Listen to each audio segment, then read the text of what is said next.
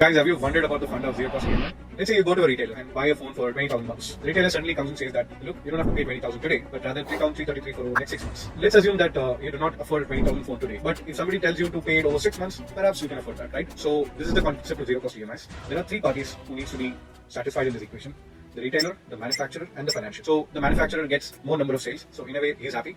And the retailer gets 10-20% commission, which doesn't change whether the phone is sold on an EMI or full cost. So there's nothing changes there. The manufacturer gets more sales because more people can afford it. So he says that I'm ready to take a 5% haircut. So the financier now has to take 20,000 from the consumer and pays only 19,000 to the manufacturer. So he gets a 5% over 6 months, annualized at 10% over a year. You may think that's not a lot of interest. Why would he take that? That's where we introduce you to cash flows. In this case, the financier doesn't get 20,000 after 6 months, but gets 3,333 over the next 6 months every month.